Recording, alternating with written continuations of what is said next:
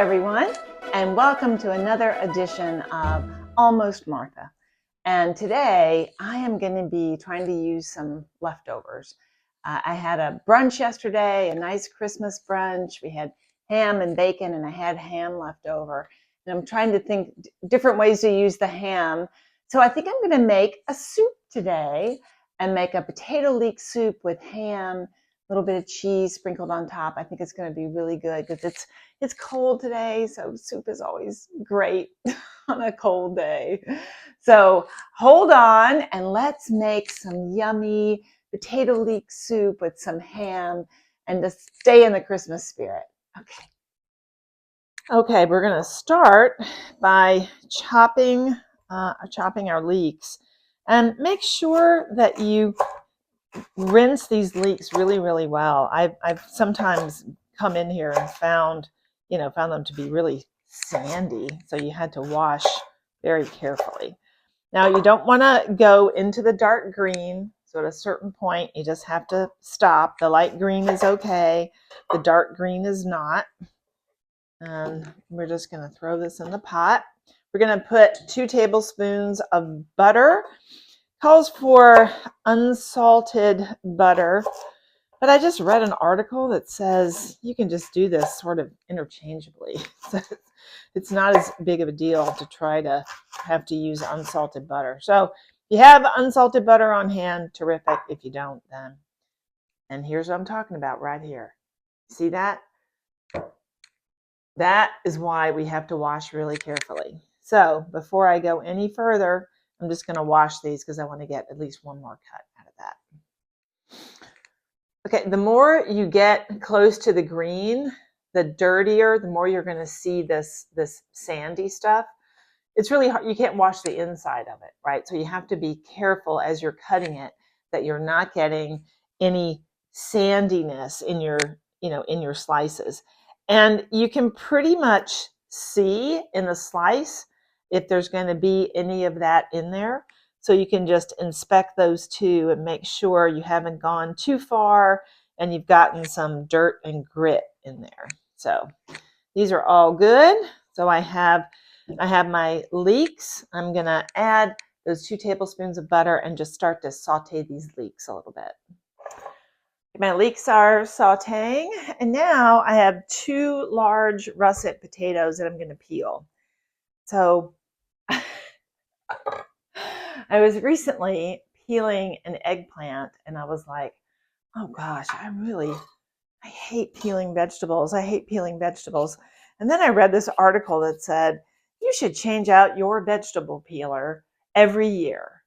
And I was like, that makes so much sense. And then I thought, when did I buy this vegetable peeler?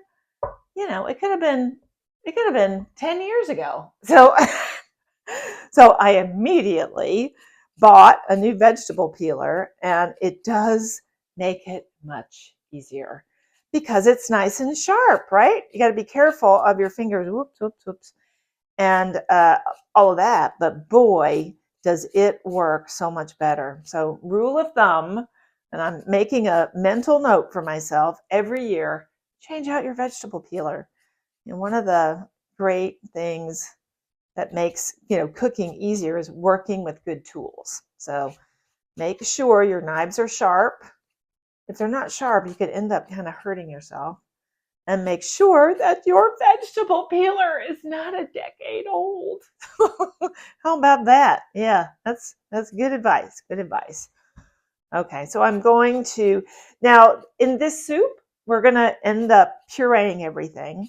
So nothing has to be cut uniformly. Everything doesn't have to be tiny. It just, has to get sliced, chopped, whatever you want to do with it, because we are going to puree it in the end. So just remember that. You don't have to do any fancy chopping. Any fancy chopping. And don't worry, I'm going to clean up the floor after I do this because I have little pieces of potato everywhere. A lot of times when I do this, normally I'm standing over the sink where I have a garbage disposal. But for you, I'm doing it right here. So, all right. So now I'm just going to I'm going to slice these like I would slice them if I was going to make mashed potatoes or something, because they're all going to go in some chicken stock with the leeks and cook down. So just so you know. Okay. All right. Be right back. All right. Now we don't want these leeks to get all brown. We just want them to get nice and soft. So I think we're there. And I'm going to add my sliced potatoes right in the mix. And then we're going to add 4 cups of chicken stock or bone broth. I like to use bone broth a lot because it has lots of flavor. It actually has a lot of stuff that's good for you in it. So 4 cups. And this one container has 4 cups. So you just put that right in. And now we're going to let this cook until the potatoes are nice and soft. I am going to add some pepper. I'm not going to add salt. There's salt in the stock, and I did use salted butter. So there you go. And we're going to add about half a teaspoon of white pepper, because you don't want those pepper flakes in there. So half a teaspoon of white pepper. And now we're going to let this cook. Think about how long it takes to make mashed potatoes, right? So this needs to cook for about 25 minutes. I'm going to bring it up to heat and then let it simmer so those potatoes cook and get nice and soft, because we're going to puree it in a little while. So we just want it nice and soft. All right. My potatoes are falling apart when I touch them, so that means they are ready. So I'm going to take one more step before we proceed. So all of these soups call for cream or half and half and stuff like that. And while it tastes really good, it adds a lot of fat and calories that you may not want. So I take silken tofu and I score it.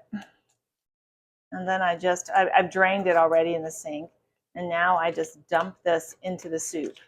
So this tofu will provide protein, which is fabulous, but it also will sort of replace using cream.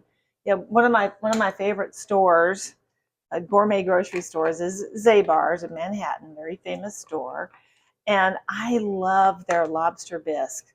Well, their lobster bisque is not made with cream.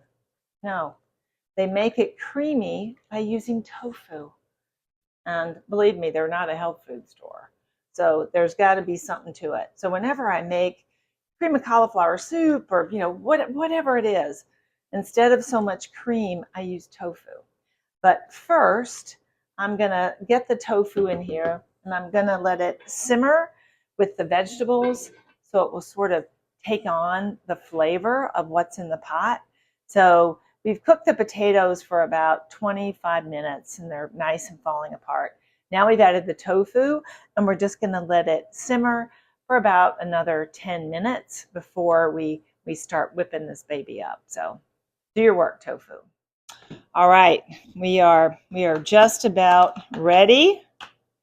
I think our tofu has had plenty of opportunity to take on some wonderful flavor. So I'm just going to turn this heat off for now, and I'm going to give it a little stir.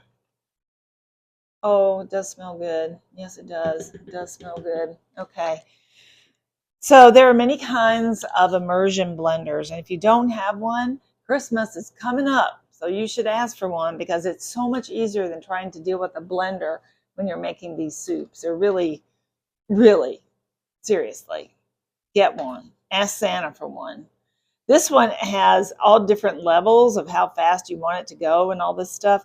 And this one was a gift from my husband to replace one that was just really annoying. So again, the better tools you have, the easier it is. So here we go.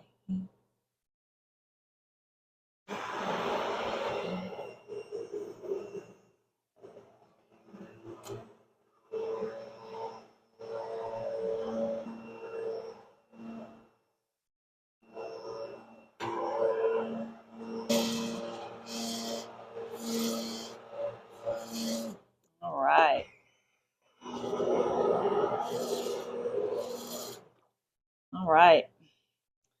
So with just a few minutes and very little fuss, I have some lovely, lovely cream soup made very creamy by my silken tofu. Now, I didn't say I was never going to add any cream. I'm just going to add a touch, right? Instead of a cup, a half cup, I'm really just adding a dash just to give it a little more richness. And boy, look at that. That is beautiful. So I'm going to taste it. And let's see where we are, if we need any spices or anything.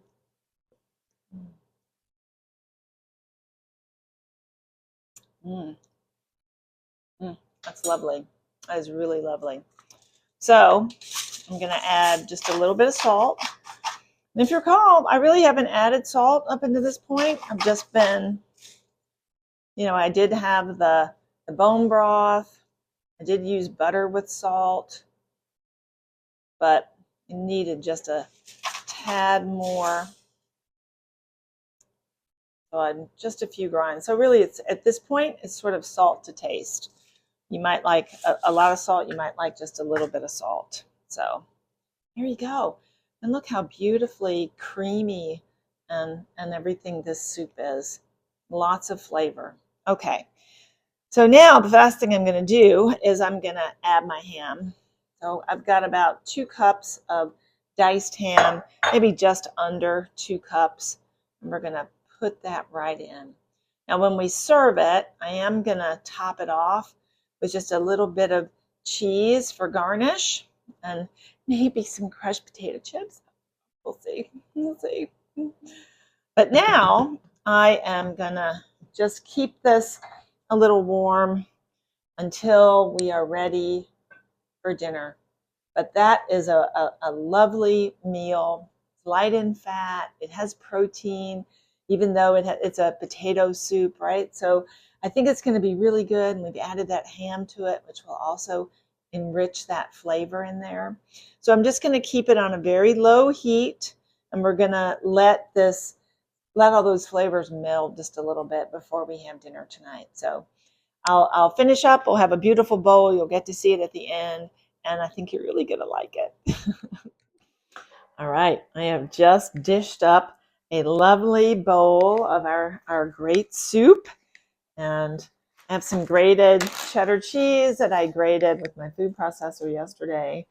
And I'm just going to sprinkle, really just like for color and stuff, I'm going to sprinkle that. And then for some crunchy, I'm going to take just a couple potato chips. And I'm going to crunch these up and put them on the top. Lordy, lordy. Oh, that looks good. All right, I'm going to give it a nice taste here. Make sure I get a little piece of ham, a little smattering of this, a smattering of that. Mm.